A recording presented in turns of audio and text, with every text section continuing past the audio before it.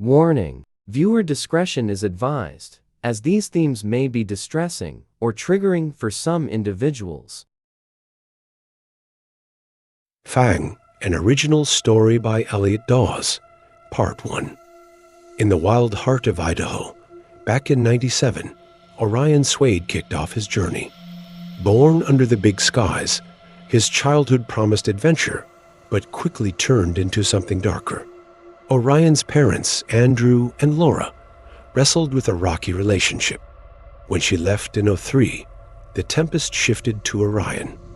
Andrew, a man marred by anger, sought solace in a cruel pastime hunting wolves. Orion, however, couldn't reconcile with his father's twisted pursuit. The turning point arrived on a sunny day, a deceptive backdrop for the turmoil that followed. Andrew, fueled by local hunters' complaints, dragged Orion into the woods on a mission to exterminate a supposed rogue wolf pack. Orion, harboring a secret admiration for the creatures, attempted to lead his father astray, stepping into the role of an inadvertent guardian. As they traversed the wooded terrain for hours, the tension escalated. Orion's attempts to conceal wolf tracks became a desperate dance of evasion.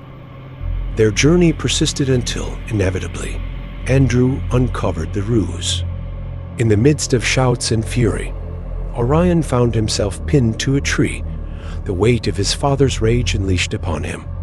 When Andrew had finished shouting, he looked to his left and spotted a mother wolf and her pups in the distance. He turns back to face Orion and tells him to prove himself a man. He hands Orion his rifle and orders him to shoot the mother wolf. Orion hesitates and begins to lower his weapon. He doesn't have it in his heart to kill such a magnificent creature. Angry and frustrated, Andrew rips the gun from Orion's arms and smacks him to the ground. Andrew checks to make sure his rifle is loaded and begins to look down the scope.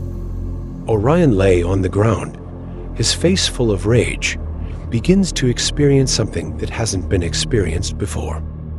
Andrew looks down at his son on the ground and tells him to shut up and kicks him in the ribs before looking back down the scope.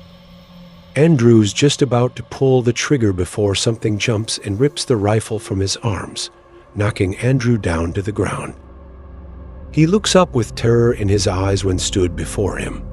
An angry, 5.5-foot tall wolf with yellow eyes and thick black fur. Andrew begins to whimper as he realizes this beast is in fact his son.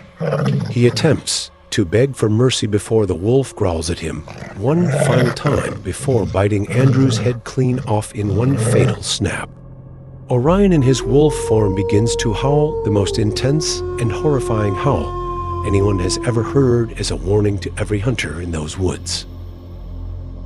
Fast forward to the next morning. Orion wakes up, dazed and confused to the sound of loud knocking on his door. He gets up to open it and stood at the door, hat in his hands, is the sheriff. The sheriff slowly and calmly informs Orion that his father had been found dead in the woods. Orion, sitting there trying to fathom the events that took place only 12 hours ago, showed no signs of remorse whatsoever. He turns to the sheriff and asks what happened. The sheriff didn't want to go into too much detail, but explained how he had been attacked by what must have been a very large bear. Orion tries to hide a smirk before the sheriff tells him he had called his mother in Dawes City and Orion has to go and live with her. Orion hasn't seen or heard from his mother in 8 years since she ran away and left him behind. His mind is conflicted between excitement, anger, and sadness.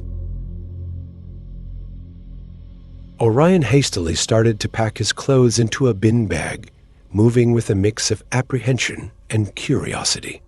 The sheriff stood by, his hat in hand, the weight of unspoken questions lingering in the air. As they embarked on the journey to Dawes City, the landscape transformed from the familiar woods of Idaho to the sprawling cityscape that both amazed and overwhelmed Orion.